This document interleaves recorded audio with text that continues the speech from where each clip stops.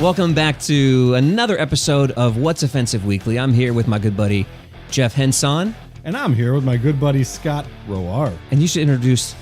And both of our good buddies, yes, Mike Alfano. Yeah. This is 2 episodes now in a row. 2 in a row. With a guest speaker. Oh, my God. I don't want you thinking you're getting a cut of any of this. Our budget's going crazy. I don't get any residuals from Dunkin' Donuts? You might. Yeah. From Dunkin' where, Donuts? motherfucker? Oh, my, I'm sorry. Get the fuck out right now. That's no way to get on this podcast. Donut Land. The one and only. My apologies. Next thing you know, he's going to say, immunizations are horrible. This guy, I don't even know. Right. Aluminum causes autism. Yeah, why don't you go out with your buddy Jim Carrey, all right? Like, I don't even know who you are anymore. Yeah, exactly. Dunkin' Ventura Donuts. too. Unbelievable. So we're here for another episode, and we'll see what kind of stuff you got a funny look on your face, Jeff. Scott, I was wondering. Wanted to ask you about this post that you had before about. Sounds totally natural. Yeah, about. You're not reading that off a cute card. So Wait, Scott, I wanted to talk to you about this post before you had turned page. Okay, and you had posted about. You have a hard time extending grace to Christians. Why is that? That sounds like a real fucking asshole thing to do. In truth, it is. Yeah? In truth, it is. What would Jesus do? Oh. Would Jesus extend? Would Jesus get vaccinated? No, he would just cure himself. Cure himself? Yeah. That's true. He would Okay. touch his own cloak. I will answer your first question about... I'll answer your first question. Do it. About That's why I Jesus. asked. And would Jesus extend grace? Okay. And I'm not... Listen, my answer is not saying I'm equal to Jesus. Okay. But I will tell you right now, and I think, Michael, you can agree or disagree or whatever, but I think there was a very dramatic difference between the way Jesus treated those in the church and those outside the church. Am I right or am I wrong? Right. Yeah. He held them to a much higher standard. Much higher standard, and he did not tolerate things. So he threw over tables. He threw over tables. Yeah. Now, granted, there are people who are in the church that are genuine, real deal Holyfield. All right, they have a relationship with God. There are also many people in the church that play church. There are also many people in the church who are genuine. What do you mean by play church? They go on Sundays. They go on Sunday. They go on Easter, or they might even go regularly. Okay, but they go there for the socialness rather than maybe so. They go for the appearance. Okay. Oh, okay. Gotcha. But they don't act like they go to church Monday through Saturday. I got you. Yeah. Okay. All right.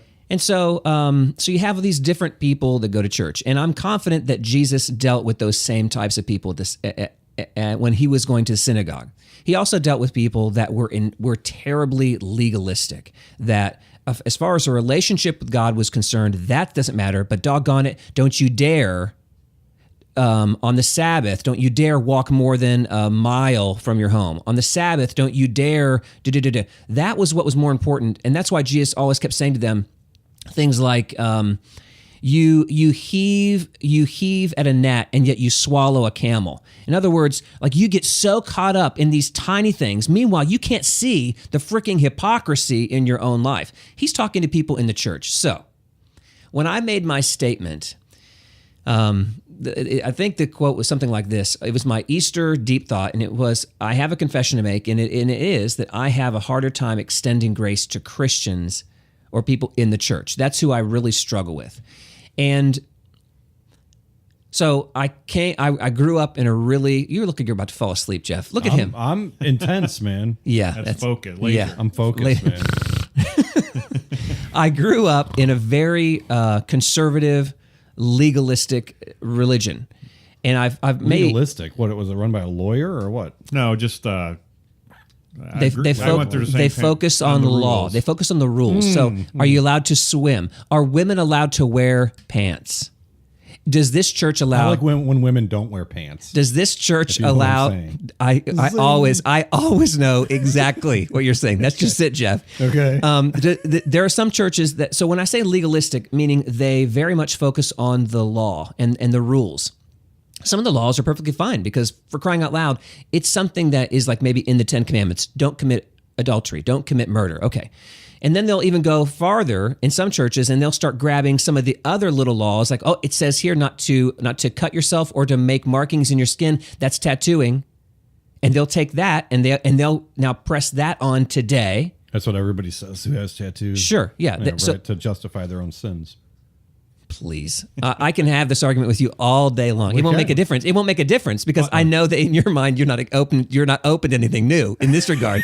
So I went to a legalistic church also growing up. Yeah. The same thing. It was a sin to go to the circus.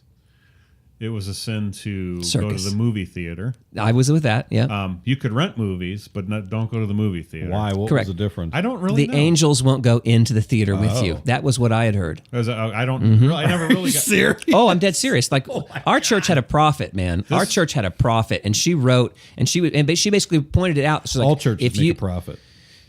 Prophet. Oh. And this prophet had said that she saw in a vision that these people were going into theaters, and the angels just waited outside. And then when they came out, I think ours had something to do with theaters back in the day. They weren't like they are now, where you just go watch a movie. I think there was entertainment and other things that went on. Yeah. Like live dancing girls and that type of What denomination were you raised? I was a Nazarene. Nazarene. They have a big college down in Mount Vernon. Yes, that's okay. I grew up Seventh-day Adventist. okay. Which right there in Mount Vernon, there is a huge. Okay. Well, there was a high school that I attended there. I don't believe our church taught this, but I've spoken to people that their church taught that glasses were a sin. To wear glasses, Yes. or to drink out of glasses. Eyeglasses. Oh, okay. If Jesus if God wanted you to see, you would see. Yeah. Well, then it would be a sin to have underwear. I mean, if God wanted your balls cupped, then he'd cup your balls. Well, and then when you get into the man-made legalism, it's a slippery slope. Then everything you do is a sin. Right. Yeah. So bras wouldn't, right? If God wanted your tits to be held up. So I like this. I think that's a good idea, and we should totally do away with that. So ahead, when Look, somebody's got to bring the humor. As a matter in of here. fact, I went to the church that Jeff bumped into somebody at when he was going there for I his did. wedding. Yeah. what? Right, he told the story. I think it was on the first Considering the Source. Okay. Yeah, it's funny because later on we found out Mike and I were both married in the same church. Okay. In Brunswick, not to each other, but to our wives. Yeah. It wasn't legal back then. It wasn't. All right. No, we otherwise we would have. That's the only thing that. That's the only thing that's safe. the only thing that stopped us. Yeah. So the one time right after the sermon, and it was all about, I don't know, being a good person or Right. whatever. Yeah. They always say at church, and so I go out into the hallway there, and I get my jacket. I'm putting my jacket on, and I like bumped this lady, like barely brushed her with my hand. I'm like, I'm so sorry. I really apologize. I actually said it like that, like, I'm so sorry. And she just like looked at me and sneered, and I was like, ugh. And you Like, know that I'm like- person? No. I have an idea probably, but But I'm like, I don't know. what in the fuck? And he doesn't man? know her name, so I can't confirm it. So yeah, I'm just like, holy shit, man. I mean, like, So yeah, so I think everybody kind of has these stories of when they've been to churches, and I think that's the kind of thing that I'm talking about. When I say I have a hard time extending grace to Christians, it's because of that kind of stuff. Whether it's people like, I think you drinking, that was frowned on. Are you kidding me? Right. And so for me, when I basically, I always say I studied my way out of that denomination. I always like to hit them with, you realize Jesus drank 1.5 liters of wine a day. Yeah, and they'll discount that. was that wine fermented or unfermented? It was fermented. Yeah, and so, see, they'll argue with that all day long. And hold on. So I mean, we're talking 1.5 liters, not like a sip of wine. So that would kill brain cells. half. Do you think Jesus was killing brain cells, and do you think he would set an example like that to do? I think that? holding your breath or is that kills brain cells. Yeah. Well, so should you not swim underwater? Hold your breath. Well, don't hold your breath. The difference there. I mean, is Jesus going to set an example like that for somebody to do something like that, or is that a justification for people to drink?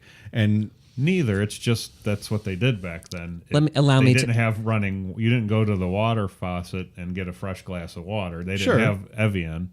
They drank wine because that's all they had. But how do you know he drank a 1.5 liters a day? Does it say that in the Bible? No, it doesn't. No, culturally, that's what they did back then. Well, culturally, but that's not Jesus. Jesus could have just watered himself from the inside. How about this? I don't care. Oh, I don't care. I don't care if he drank it every day. I don't care if he never drank it at all. Okay. All I can tell you is I can find only one passage in the Bible about alcohol, and it says, "Do not be drunk." That's it. It doesn't say do not drink alcohol. In fact, in Paul's writings, he says that if you are not feeling well, you should drink some wine. So, does it kill some brain cells? But see, maybe it does. But see, again, though, with translations, if you look at the Greek, the word is fermented. And the word is fermented. Yogurt. But if it's all boils down to one word, and it could be one of those things where he was like, well, it could have been medicine. And back in that day, hey, I got to take some medicine. I got to get some wine in me. Then why would he why would he ever have to say, don't get drunk? If everybody knows you're never supposed to even drink, why would he have to say, also, by the way, don't get drunk? Because people are idiots. Why did God have to say don't kill people? So anyway, Mike. Don't you know not to kill people? Yes. Well, then why does God have to say it? That should be a fucking given, right? Yeah. I mean, but it wasn't a given, and there wasn't a consequence for it either. The Ten Commandments don't say don't rape your cousin. But let me pause you a second. At the time that the Ten Commandments were given, we weren't civil, or the world wasn't civilized. People were just killing each other just to do it. He's just trying to push buttons. I know, and I'm trying to stay calm, and I'm going to answer it. Let me explain this. Let me give you an explanation. It's What's Offensive Weekly. It is, but I'm not. It wasn't just trying to attack me. Mm-hmm. So,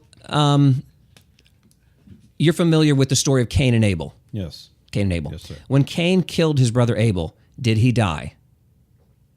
Who's he?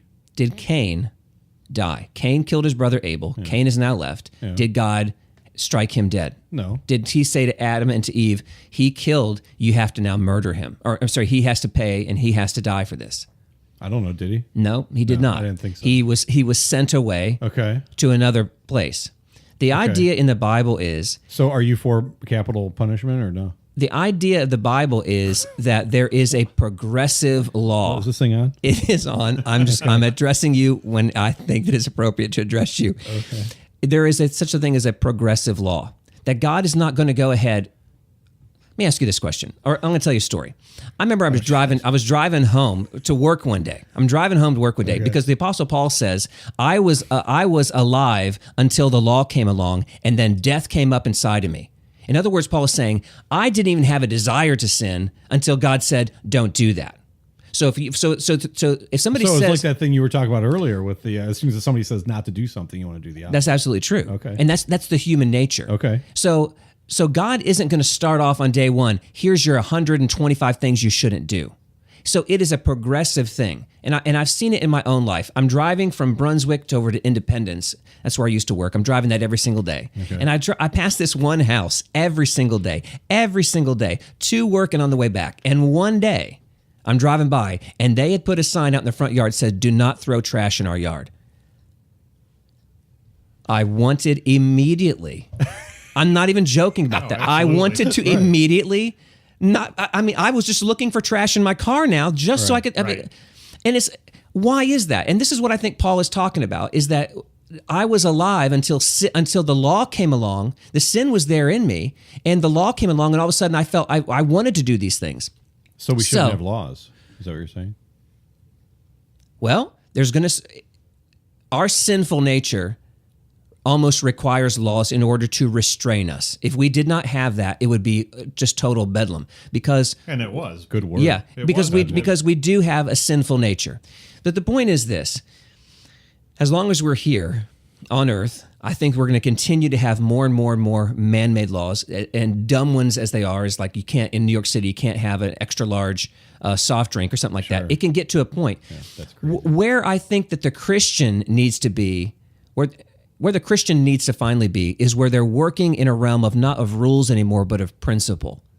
And my principle is that I will be kind to other people. And if I'm kind to you, what does that look like? What does that mean? Well, it means I'm not going to gossip about you. It means I'm not going to just berate you. I'm not going to do things that are going to hurt you. I'm working on a principle. I don't need to have a list of 20 things telling me don't do it. Because what really happens is, and this was what happened to the Jews, is that they could follow those rules to a T, but their hearts were never in it. This is what Christ is saying. Is like, you can follow all these rules, but your hearts are far from me. So you can say to me, I can do all these things. I can do all these things. And this is also what Jesus says when he says there's going to be a day he's going to say, you're going to come. It's like, Lord, Lord. And he's like, hey, I never knew you. And they're going to say, but didn't I do? I went to church each Sunday. I went and did this. I paid my tithe. I never knew you. A a lot of that stems from the Judeans being so close to the temple, thought that they were the ones that, kind of like denominations. People, I don't know, a lot of people don't realize that there were denominations back then. You had the Galileans, the Judeans, Bereans, maybe. There was like 4 main sects. Samaritans. Yeah, but I think there was 4 main sects of Judaism. Well, you're talking about the Sadducees, the Pharisees. Well, no, those were political groups. This is just by region. Okay. The Judeans were in the region of Judea. Mm-hmm. They were the closest to the temple. You had the Galileans. I want to say Bereans, and I think there was one that started with a P. But they were, they weren't Philippians. I'm making that up. No, they were in Greece. It's a book. It's a book of the Bible. But especially the Judeans and the Pharisees in Judea were, a lot of their following the law was external. Like look absolutely, at us, absolutely. We're by the temple. Look at what we do. Yeah. And it was just to draw attention to themselves and their status. And I think for me, the thing that makes it hard for me to extend grace is when they act so holier than thou, and they're going to try to judge me. Whether it's because I have alcohol in my home, which I do, and I don't apologize for that, because I'm trying to operate off a principle. The only rule I'm trying to say is God said, don't be drunk. Okay, I think I can live within that. Are you saying you don't sin? Is that what you're saying, Scott? No, I sin all the time. Okay, then. Name your last 5 sins. Go ahead. Well, I'll wait. I'll wait.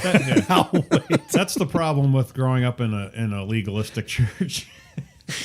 I have trouble extending grace to people for doing the exact same things that I do, because it was so ingrained in us that this was wrong. Yeah, you can't do that. Like I swear like a sailor. Mm-hmm. But I'll hear somebody that I went to church with say like "damn" or "shit" one time. I'll be like, oh my gosh! You're like, what's up with those motherfuckers? And then I'm like, wait a minute. Right. I'm getting to the point. I don't cuss a lot publicly. I don't really say much on here. I let Jeff. He cusses enough for both of us. But the FCC. Right, but for me, like we knocking on the door. When it comes to this issue of cursing, there's some people that get super offended. I'm sure there's some people that won't listen to this podcast. They'll listen to Considering the Source, but they won't listen to this because of the language that's on there. And I think are you saying I should cut down? No, I'm saying you need to be you. I don't care.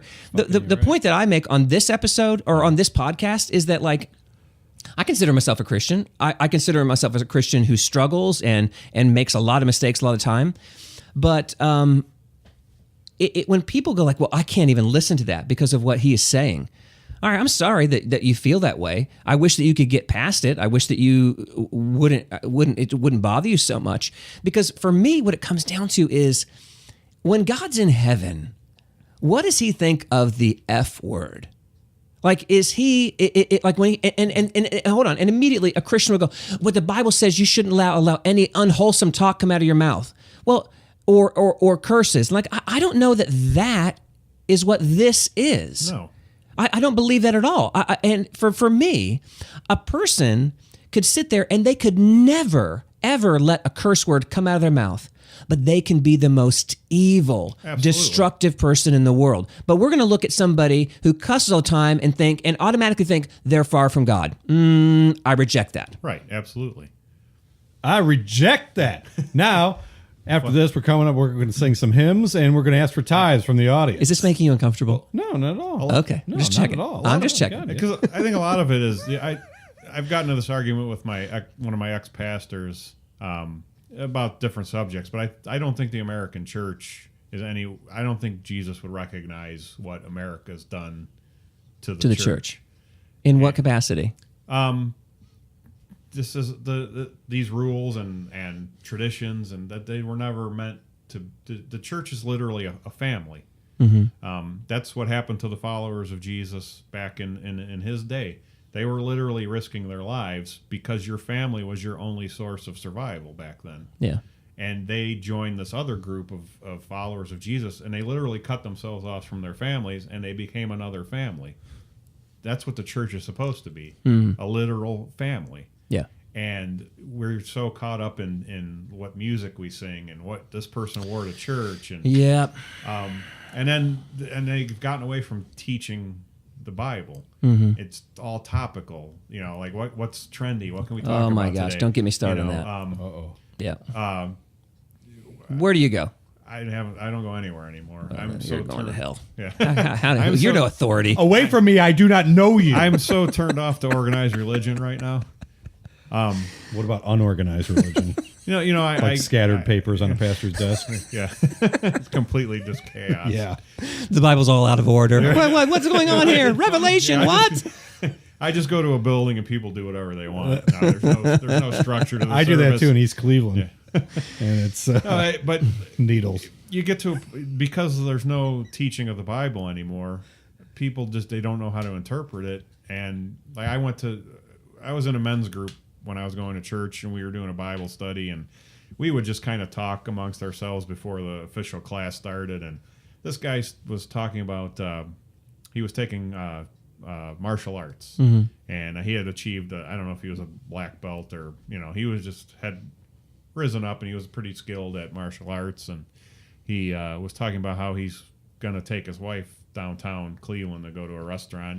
He feels like he could protect her if they were mugged or something, And like he hadn't done that before, like he'd been waiting to do that until he finished his black belt, and now he can finally take her to dinner. To Cleveland. I don't know. I think he was just making conversation. Okay, all right. So, I'll try not to judge him too harshly. Right. One of the guys in the group turned and goes, "What are you talking about?" He goes, "Well, if we were attacked or something, I felt I could defend my wife." And the guy's like, "The Bible says turn the other cheek." Oh boy. So and in not teaching the Bible in context and understanding the culture at the time and the language, yep, striking somebody on the cheek back then meant to slap them with the back of your hand. It wasn't a physical assault; it was a insult. Kind of like I challenge you to a duel and you hit the guy with your gloves. Yeah. So if they insult you, what Jesus was teaching is somebody insults you, you don't have to insult them right back. Yeah. Turn the other cheek. Let them talk about you. That's not a physical assault. He doesn't expect you to stand there and get your ass kicked. Yep. But Yeah. it gets taught in literal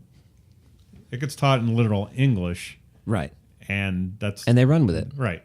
And that's the new, yeah. Okay. Well, so that's that there, Jeff. Thank you for asking. I know that you were probably wondering all week. Yeah, I was. It's been bothering me ever since Easter. And I'm like, how could Scott be like this? I was so enamored with him. I mean, I think that he's a stand-up guy. He's always dressed to the nines. He drives a Cadillac. I mean, what's not to like about this guy? Well, he's got the wife, the kids, the dog, the picket fence, everything, and then all of a sudden here he is not extending grace to Christians, and I'm like, well, I said I struggle with it. I struggle with it. Mm-hmm. So it's just that's my confession. So I struggle putting on my underwear sometimes. So anything else you want to ask me about, Jeff? I'll be happy to answer it. We have a few more minutes left in this episode. Do you go to the barber and actually tell them that you want that haircut, or do you just say surprise me? Or I go in. Do you say like, hey, give me the Bieber? I go in. I said I want a bald fade and a hard part, and I comb it to the right. Bald fade and a hard part. Bald fade and a hard part. Okay. And those of you go to a barber, or you go? No, I'm losing my hair, so okay. I just wear a hat. Yeah, just wear hats. Although I know we talked about this on Facebook recently, and I said I may or may not have an appointment at Van Scoy. Yeah, He's serious about that. Yeah, I've already been for my consultation. Oh, there you go. Hey, man, whatever. I saw something the other day on like 60 Minutes or something about them doing something with the nerve endings, and I'll be damned if like later on the hair wasn't like legitimately growing back. I'll be darned. Okay, whatever. Yeah. Sorry. Yeah, I'll be darned. Well, I guess sorry to offend you too. One of the things they do is, I guess, genetically, your hair follicles on the sides of your hair don't die. Yeah, so they can take the follicles and then implant them on the top of your head, and then they don't know where they are. So when that hair grows, it doesn't fall back out. Is that right? Can they take your ass hair and put it on your head? Well, they can, but I don't know if. I don't know if Stacy would enjoy that. Well, you know. Well, everybody, thank you for tuning in. We do appreciate it. We thank you tolerating this nonsense. So we will be back next week. Be sure, listen, do me a favor. Be sure, do me a favor. Tell people about this podcast. Tell somebody that they should listen to it. Maybe not this episode, but there has to be one episode that you thought was pretty good. So just tell them to listen to that one and say that perfectly reflects the rest of the whole show. Yeah. And send your tithes to you can PayPal me at What's Offensive Weekly at Facebook.